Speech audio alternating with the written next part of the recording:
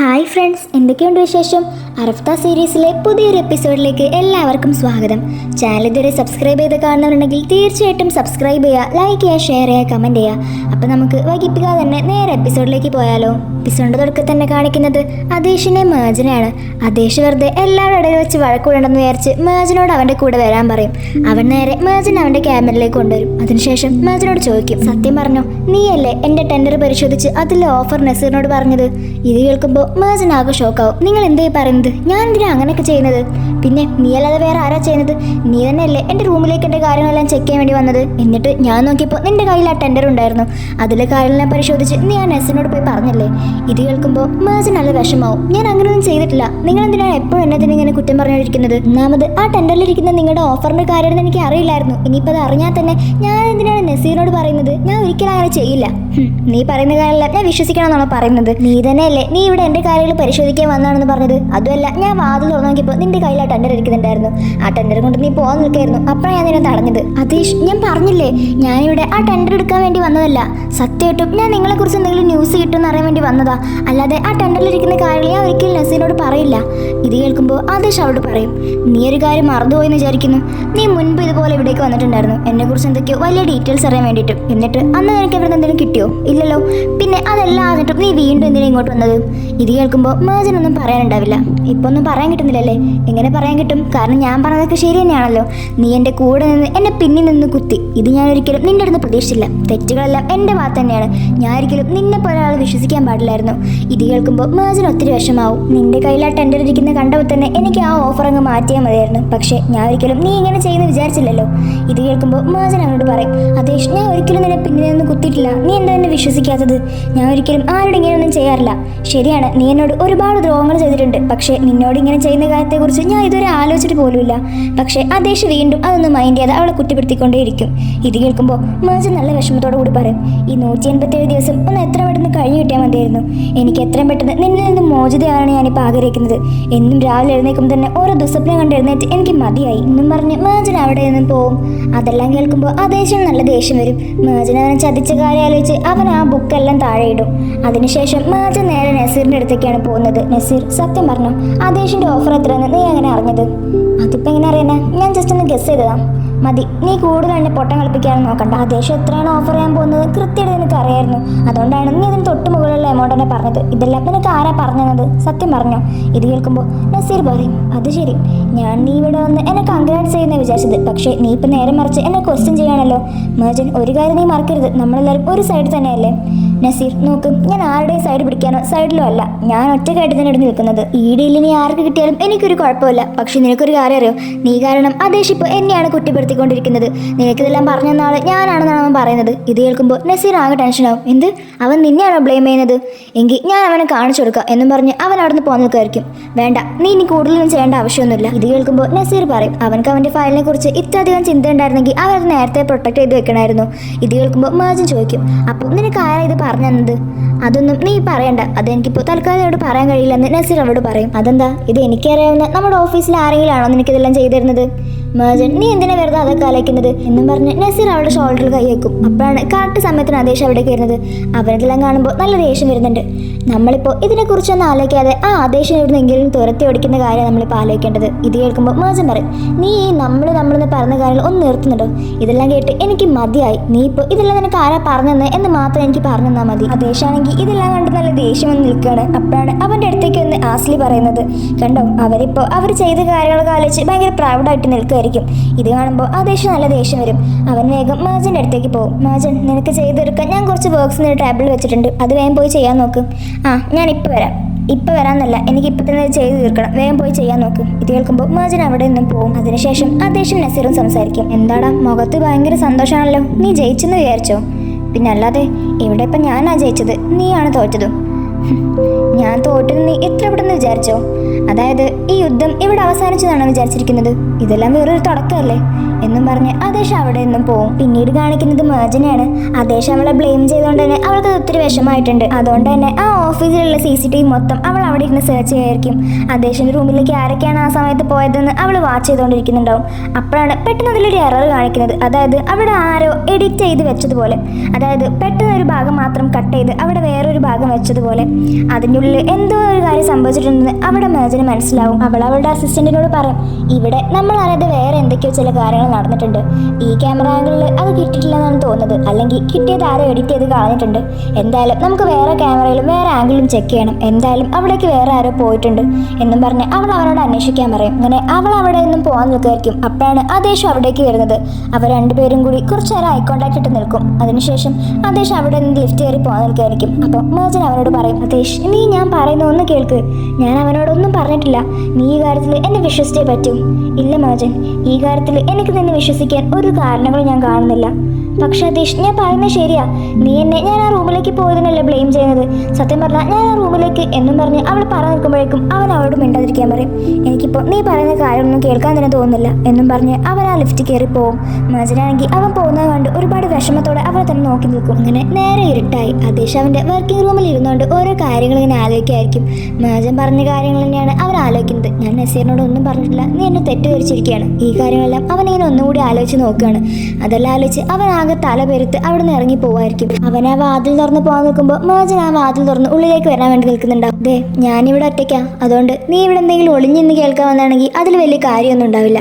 ഇത് കേൾക്കുമ്പോൾ മേജൻ പറയും, അതിന് ഞാൻ നീ പറയുന്നൊന്നും ഒളിഞ്ഞു കേൾക്കാൻ വേണ്ടി വന്നതെന്നല്ല. അങ്ങനെയാണെങ്കിൽ പിന്നെ നീ എന്തിനാ വന്നേ അത് പറ. അത് കേൾക്കുമ്പോൾ മേജൻ പറയും, ഞാൻ നിന്നോട് ഇന്ന് നടന്ന കാര്യങ്ങളെക്കുറിച്ച് സംസാരിക്കാൻ വേണ്ടി വന്നതാ. ഇന്ന് നിനക്ക് ആ ടെൻഡർ നഷ്ടപ്പെട്ടതിൽ എനിക്ക് ഒരുപാട് വിഷമമുണ്ട്. ഞാൻ നിന്നോട് സോറി ചോദിക്കുകയാണ്. പക്ഷേ ഒരിക്കലും ഞാനല്ല അത് ചെയ്തത്. ഞാൻ ഒരിക്കലും നിന്റെ ടെൻഡർ അവിടെ നിന്ന് എടുക്കാൻ വേണ്ടി വന്നതല്ല. ഇത് കേൾക്കുമ്പോൾ ആദേശ് അവിടെ നടന്ന കാര്യമെല്ലാം ഒന്നുകൂടി ആലോചിച്ച് നോക്കും. അവൻ ആ ഡോർ തുറന്ന് നോക്കുമ്പോൾ മേജൻ്റെ കയ്യിൽ ആ ഫയലിരിക്കുന്നത് അവൻ കണ്ടതാണ്. അതുകൊണ്ട് തന്നെ അവനക്ക് അവളോട് നല്ല ദേഷ്യം ഉണ്ടാവും. അവൾ പറഞ്ഞു അവൾ ആ ഫയൽ എടുക്കാൻ വേണ്ടി അല്ല വന്നതെന്ന്. പക്ഷേ അവൻ നോക്കിയപ്പോൾ അവളുടെ കയ്യിൽ ആ ഫയലുണ്ടായിരുന്നു. അതെല്ലാം ആലോചിക്കുമ്പോൾ അവൻ അവൾ തന്നെയാണെന്ന് വിചാരിക്കും. ആദേശ് ഇങ്ങനെ ആലോചിച്ച് നിൽക്കുന്നത് കാണുമ്പോൾ മേജൻ അവനോട് ചോദിക്കും, നിങ്ങൾ ഞാൻ പറയുന്നൊന്നും കേൾക്കുന്നില്ലേ? ഇത് കേൾക്കുമ്പോൾ ആദേശ് അവളോട് ഒന്നും പറയാതെ നേരെ അവൻ്റെ പോക്കറ്റിലിരിക്കുന്ന ചാവി എടുത്ത് അവളെ മുഖത്തേക്ക് നോക്കി ആ റൂം അങ്ങ് ലോക്ക് ചെയ്യും. അത് കാണുമ്പോൾ മേജൻ ഒത്തിരി വിഷമാവും. കാരണം അവൾക്ക് മനസ്സിലാവും ആദേശിന് അവളോടുള്ള ആ ഒരു ട്രസ്റ്റ് പൂർണ്ണമായിട്ടും പോയിട്ടുണ്ട്. അതുകൊണ്ടാണല്ലോ ഇപ്പോൾ അവളുടെ മുന്നിൽ വെച്ച് ആ റൂം ലോക്ക് ചെയ്ത് കാണിച്ചു കൊടുത്തത്. അതായത് നേരത്തെ അവൻ ഇതുപോലെ ലോക്ക് ചെയ്തെങ്കിൽ അവൾ അതിൻ്റെ ഉള്ളിലേക്ക് കയറില്ലായിരുന്നു എന്നാണ് അതിൽ നിന്ന് അവൻ ഉദ്ദേശിച്ചെന്ന് നമുക്ക് മനസ്സിലാവും. അതും കൂടി കാണുമ്പോൾ അവൾ ആകെ വിഷമിച്ച് തിരിഞ്ഞു നിന്ന് അവൾ കരയും. അതിനുശേഷം അവൾ അവിടെ നിന്നും പോവും. പിന്നീട് കാണിക്കുന്നത് അടുത്ത ദിവസം രാവിലെയാണ്. അവൻ ആ സ്റ്റഡി റൂമിൽ തന്നെ ആയിരിക്കും രാത്രി മൊത്തം നിന്നിട്ടുണ്ടാവാം. അവൻ രാവിലെ എഴുന്നേറ്റ് പുറത്തേക്ക് നോക്കുമ്പോൾ മേജൻ അവിടെ ഒരാൾക്ക് ഫോൺ ചെയ്യുന്നുണ്ടാവും. മേജനാണെങ്കിൽ അവളുടെ അസിസ്റ്റന്റിനായിരിക്കും കോൾ ചെയ്തിട്ടുണ്ടാവുക. കാരണം അവൾ ആ CCTVയുടെ കാരണമെല്ലാം ഒരാളെ നോക്കാൻ ഏൽപ്പിച്ചിരുന്നല്ലോ. അയാളെ വിളിച്ചിട്ട് പറയും, ഇതുവരെ എനിക്കൊന്നും കിട്ടിയിട്ടില്ല, അതിലെന്താണ് സംഭവിച്ചതെന്ന് ആർക്കും ഇതുവരെ മനസ്സിലായിട്ടില്ല. ഇത് കേൾക്കുമ്പോൾ മേജൻ ഒരുപാട് വിഷമാവും. സാരല്ല, നമുക്ക് എങ്ങനെയും അത് കണ്ടുപിടിക്കണമെന്ന് അവൾ അവനോട് പറഞ്ഞിട്ട് കോൾ കട്ട് ചെയ്യും. എങ്കിൽ ഇതെല്ലാം ദൂരെ നിന്ന് കാണുമ്പോൾ ആദേശ് അവൾ വേറെ എന്തൊക്കെയോ കാര്യങ്ങൾ പ്ലാൻ ചെയ്യാനെന്നാണ് വിചാരിക്കുന്നത്. അപ്പോഴാണ് അവിടേക്ക് ജമാൽ വരുന്നത്. ആദേശ്, ഇന്നലെ രാത്രി മൊത്തം നീ ഇവിടെയായിരുന്നു, അപ്പം നീ ഇന്നലെ ഉറങ്ങിയില്ലേ? ഇത് കേൾക്കുമ്പോൾ ആദേശ് ഒന്നും പറയില്ല. അപ്പം ജമാൽ പറയും, അങ്ങനെയാണെങ്കിൽ നീ ഇന്ന് കുറച്ചേരം റെസ്റ്റ് എടുത്തിട്ട് ഓഫീസിലേക്ക് വന്നാൽ മതി. ഇന്നലെ ഉറക്കമൊഴിച്ചതല്ലേ, അതൊന്നും കുഴപ്പമില്ല. ആ നസീർ നല്ലൊരു പാഠം പഠിപ്പിക്കാതെ ഞാൻ ഇനി റെസ്റ്റ് എടുക്കാനൊന്നും പോകുന്നില്ല. ഞാനിപ്പോൾ നേരെ ബുർസയിലേക്കാണ് പോകാൻ പോകുന്നത്.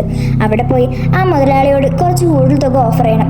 അതിനുശേഷം നമുക്ക് കിട്ടാതെ പോയ ആ ഡീൽ നമുക്ക് തിരിച്ചു പിടിക്കണം. അതിനുവേണ്ടിയാണ് ഞാൻ ഇന്നലെ രാത്രി മൊത്തം വർക്ക് ചെയ്തത്. ഇത് കേൾക്കുമ്പോൾ ഞാൻ വരാമെന്ന് ജമാൽ പറയുന്നുണ്ട്. അത് വേണ്ട, ഇതെനിക്ക് ഒറ്റയ്ക്ക് ചെയ്യാവുന്ന കാര്യമുള്ളൂ. നീ ഇവിടെ നിന്ന് ഇവിടെ എന്തൊക്കെയാണ് സംഭവിക്കുന്നതെന്ന് എനിക്ക് പറഞ്ഞു തന്നാൽ മതി. അത് കേൾക്കുമ്പോൾ ജമാൽ ഓക്കെ എന്ന് പറയും. അങ്ങനെ ആദേശ് അവിടെ നിന്നും ബുർസയിലേക്ക് പോകാൻ വേണ്ടി റെഡി ആയിക്കൊണ്ടിരിക്കുകയായിരിക്കും. അവൻ കോട്ടൊക്കെ ഇട്ട് അവിടെ നിന്ന് പോകാൻ നിൽക്കുമ്പോഴാണ് മേജൻ അവിടേക്ക് വരുന്നത്. അല്ല ആദേശ്, നീ എവിടേക്കാണ് പോകാൻ നിൽക്കുന്നത്? നീ ഇന്നലെ രാത്രി മൊത്തം ആ സ്റ്റഡി റൂമിലായിരുന്നല്ലേ, നീ അപ്പോൾ ഇന്നലൊന്നും ഉറങ്ങിയില്ലേ? ഇത് കേൾക്കുമ്പോൾ ആദേശ് അവളോട് പറയും, ഇതെന്താ നീ സാധാരണ ഭാര്യമാരെ അവരുടെ ഭർത്താവിനെ കുറിച്ച് ആലോചിച്ച് കൺസേൺ കാണിക്കുന്ന പോലെ ചെയ്യാണോ? അതോ ഇനി എൻ്റെ പുറകെ നടന്ന് ഞാൻ എന്തൊക്കെയാണ് ചെയ്യുന്നത്, എവിടേക്കാണ് പോകുന്നത് എന്നെല്ലാം അന്വേഷിച്ച് ആർക്കെങ്കിലും റിപ്പോർട്ട് ചെയ്ത് കൊടുക്കാനാണോ? എൻ്റെ പൊന്നാദേശ്, ഞാൻ നിന്നെക്കുറിച്ച് ആർക്കും ഒരു റിപ്പോർട്ട് എഴുതി കൊടുക്കാനൊന്നും പോകുന്നില്ല. നിങ്ങൾ എന്തിനാണ് വെറുതെ എന്നെക്കുറിച്ച് ഇങ്ങനെ കുറ്റം പറയുന്നത്?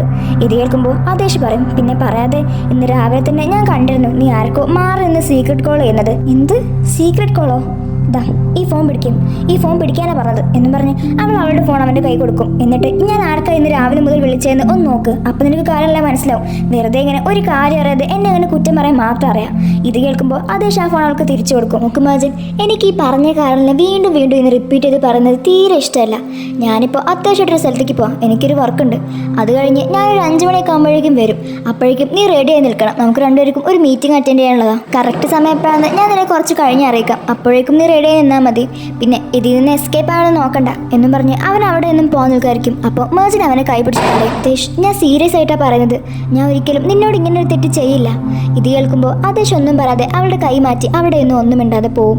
ഇതെല്ലാം കാണുമ്പോൾ മേജന് ഒത്തിരി വിഷമാവും. പിന്നീട് കാണിക്കുന്നത് ആദേശിനെയാണ്. അവൻ അവിടെ നിന്ന് തിരിച്ച് വീട്ടിലേക്ക് വരികയായിരിക്കും. അവൻ കാറിലിരുന്നുകൊണ്ട് തന്നെ ജമാലിനെ കോൾ ചെയ്യായിരിക്കും. നമ്മൾ പോയ കാര്യം നടന്നിട്ടുണ്ട്, നമുക്ക് കിട്ടാനിരുന്ന ആ ഡീൽ ഞാൻ നസീറിന്റെ കയ്യിൽ നിന്ന് തിരിച്ചു പിടിച്ചിട്ടുണ്ട്. ഇനി കാര്യങ്ങളെല്ലാം നമ്മൾ വിചാരിച്ച പോലെ തന്നെ നടക്കുള്ളൂ. ഇത് കേൾക്കുമ്പോൾ ജമാലിന് ഒത്തിരി സന്തോഷമാവും. അപ്പോഴാണ് ആദേശ് വേറൊരു കാര്യം പറഞ്ഞത്, പക്ഷേ നമ്മൾ ഈ ഡീല് മുന്നോട്ട് കൊണ്ടുപോകാൻ നിൽക്കുന്നില്ല, ഞാൻ ഈ ഡീല് ക്യാൻസൽ ചെയ്യാൻ പോവാണ്. കാരണം നമുക്ക് ഇവരെ ആരും വിശ്വസിക്കാൻ പറ്റില്ല. ഇവരൊക്കെ എന്താണ്, എങ്ങനെയാണ്, നമ്മളിങ്ങനെ അറിയാത്തവരുമായിട്ട് എങ്ങനെ ഡീൽ ചെയ്യും എന്നും പറഞ്ഞുകൊണ്ട് അവൻ ആ കോള് കട്ട് ചെയ്യും. അതിനുശേഷം അവൻ മേജൻ പറഞ്ഞ കാര്യങ്ങളെല്ലാം ആലോചിച്ചുകൊണ്ടിരിക്കുകയായിരിക്കും. അവളെ തെറ്റ് ചെയ്തിട്ടില്ലെന്ന് ഒരുപാട് തവണ അവനോട് പറഞ്ഞിട്ടുണ്ടാവല്ലോ. അതെല്ലാം ആലോചിച്ച് അവൻ ആകെ ഇങ്ങനെ കൺഫ്യൂസ്ഡ് ആയിട്ട് ഇങ്ങനെ വണ്ടി ഓടിക്കുകയായിരിക്കും. പിന്നീട് കാണിക്കുന്നത് നസീറിനെ ഹൈദറിനെയാണ്. അവർ രണ്ടുപേരും കൂടി സംസാരിച്ചുകൊണ്ടിരിക്കുമ്പോഴായിരിക്കും നസീറിന് പെട്ടെന്നൊരു കോൾ വരുന്നത്. ഇതിലൂടെ ആദേശ് ആ ഡീൽ തിരിച്ചു പിടിച്ച കാര്യം നസീർ അറിഞ്ഞിട്ടുണ്ടാവും. ഇതെല്ലാം കൂടി കേൾക്കുമ്പോൾ നസീറിന് നല്ല ദേഷ്യം വരും. അവൻ ഹൈദറിനോട് പറയും, ആ ആദേശ് ഇപ്പോൾ നമ്മുടെ ആ ഒരു ഡീലും കൂടി ഇപ്പോൾ തിരിച്ചു പിടിച്ചിരിക്കുക, ഇവനെ ഇങ്ങനെ വിട്ടാൽ അതൊരിക്കലും ശരിയാവില്ല, എന്തെങ്കിലും കാണിച്ച് ഇവനെ എങ്ങനെയൊന്നും കുടുക്കിയേ പറ്റും, നല്ലൊരു കെണി തന്നെ ഇവനക്ക് വേണ്ടി ഉണ്ടാക്കണമെന്ന് നസീർ ഹൈദറിനോട് പറയും. അതെല്ലാം കേൾക്കുമ്പോൾ ഹൈദർ അതിന് സമ്മതിക്കും. പിന്നീട് കാണിക്കുന്നത് മേജനെയാണ്. ഇത്രയും നേരമായിട്ടും ആദേശ് എന്താ വീട്ടിലേക്ക് തിരിച്ചെത്താത്തത്? അവനൊരു 5 മണിയാകുമ്പോഴേക്കും വരുമെന്ന് പറഞ്ഞാണല്ലോ. അതല്ല, ഒരു മീറ്റിംഗ് ഉണ്ട്, അതിന് എന്നോട് റെഡി ആയി നിൽക്കാനും പറഞ്ഞു. എക്സാക്ട് സമയം കുറച്ച് കഴിഞ്ഞ് വിളിച്ചു വരാമെന്ന് പറഞ്ഞതാ, ഇത്ര നേരമായിട്ടും അവനെന്താ വിളിക്കാത്തത് എന്നും പറഞ്ഞ് മേജൻ ആകെ ഇങ്ങനെ ടെൻഷൻ അടിച്ചിരിക്കുകയായിരിക്കും അവനെ കുറിച്ച് ആലോചിച്ച്. എന്തായാലും ഞാൻ അങ്ങോട്ടൊന്ന് വിളിച്ചു നോക്കാമെന്ന് പറഞ്ഞ് മേജൻ അവനക്ക് കോൾ ചെയ്യും. പക്ഷേ അപ്പം അവൻ കോൾ എടുക്കില്ല. 2-3 തവണ വിളിച്ചിട്ടും അവൻ കോൾ എടുക്കില്ല. അത് കാണുമ്പോൾ അവൾക്ക് ശരിക്കും ടെൻഷനാവും. അവൾ വേഗം ഓഫീസിലേക്ക് വിളിച്ച് പറയും, അവിടെ ഇന്ന് അധ്യക്ഷ സാർ എത്തിയിട്ടുണ്ടോ? ഇത് കേൾക്കുമ്പോൾ ഇതുവരെ അവർ വന്നിട്ടില്ല, ഇന്ന് മൊത്തം അവർ ലീവ് ആയിരുന്നല്ലോ എന്ന് പറയും. അതും കൂടി കേൾക്കുമ്പോൾ മേജൻ നല്ല ടെൻഷനാവും. അദേശ്, നീ എവിടെ പോയിരിക്കുക? ഇത്ര നേരമായിട്ട് നീ എന്താ വരാത്തെ എന്നും പറഞ്ഞ് മേജൻ അദേശിനെ കുറിച്ച് ആലോചിച്ച് ആകെ ടെൻഷൻ അടിച്ചിരിക്കുകയാണ്. പിന്നീട് കാണിക്കുന്നത് അദേശിനെയാണ്. അപ്പോഴാണ് അവൻ എന്താണ് സംഭവിച്ചിരിക്കുന്നത് നമുക്ക് മനസ്സിലാവുന്നത്. അദേശിനെ കുറിച്ച് ആലോചിച്ച് മേജൻ പേടിച്ചതുപോലെ തന്നെയാണ് കാര്യങ്ങൾ നടന്നിരിക്കുന്നത്. അദേശിനെ ആരൊക്കെ കൂടി ചേർന്ന് കെട്ടിയിട്ട് വെച്ചിരിക്കുകയാണ് ആരും ഇല്ലാത്തൊരു വീട്ടിൽ. അവിടെ അദേശ് മാത്രം ഒറ്റയ്ക്ക് ഒരു കസാരയിൽ ഇരിക്കുകയാണ്. അവന്റെ വായും കൈയും കാലും എല്ലാം കെട്ടി വെച്ചിട്ടുണ്ട്. അവനാണെങ്കിൽ അതിൽ നിന്ന് എഴുന്നേറ്റ് പോകാൻ ഒരുപാട് തവണ ഇങ്ങനെ ശ്രമിക്കുന്നുണ്ട്, പക്ഷെ അവനെ കൊണ്ട് അത് കഴിയുന്നില്ല. ഇതുവരെ അദേശിനോട് ഇങ്ങനെ ആരാ ചെയ്തതെന്ന് ആരും പറയുന്നില്ലെങ്കിലും നമുക്ക് ഊഹിക്കാം അത് നസീറും ഹൈദറും ആയിരിക്കുമെന്ന്. കാരണം അവർ രണ്ടുപേരും കൂടി സംസാരിച്ചിട്ടുണ്ടായിരുന്നു അദേശിനെ എങ്ങനെയൊന്ന് പൂട്ടിക്കണമെന്ന് പറഞ്ഞിട്ട്. അപ്പോൾ ആ ഒരു പ്ലാൻ ഇത് തന്നെ ആയിരിക്കും നമുക്ക് വിശ്വസിക്കാം. അപ്പോൾ ഈ ഒരു സീന് കാണിച്ചതോടുകൂടി അറഫ്ത സീരീസിലെ 38ാമത്തെ എപ്പിസോഡ് അവസാനിക്കുകയാണ്. ഇനി എന്തൊക്കെയാണ് സംഭവിക്കാൻ പോകുന്നത്? ആരാണ് ഇങ്ങനെ ചെയ്തത്? മേജന് ഇതിനെക്കുറിച്ച് അറിയോ? അദേശ് അവിടുന്ന് രക്ഷപ്പെടുമോ? അതോ ഇനി മേജൻ അവിടേക്ക് വരുമോ? അങ്ങനെ ഇനി ഒരുപാട് അടിപൊളി എപ്പിസോഡ്സാണ് വരാൻ പോകുന്നത് കേട്ടോ. അപ്പോൾ ആ എപ്പിസോഡ്സ് എല്ലാം നിങ്ങൾ മറക്കാതെ കാണാൻ വേണ്ടി നമ്മുടെ ചാനൽ സബ്സ്ക്രൈബ് ചെയ്യാനും ലൈക്ക് ചെയ്യാനും ഷെയർ ചെയ്യാനും കമൻറ്റ് ചെയ്യാനും നിങ്ങൾ മറക്കരുത്. എല്ലാവരും സബ്സ്ക്രൈബ് ചെയ്ത് നോട്ടിഫിക്കേഷൻ ഓൺ ചെയ്ത് വെച്ചോളൂ. അപ്പോൾ അടുത്തൊരു എപ്പിസോഡ് നമ്മൾ വീണ്ടും വരുന്നതായിരിക്കും. അതുവരെ ബൈ.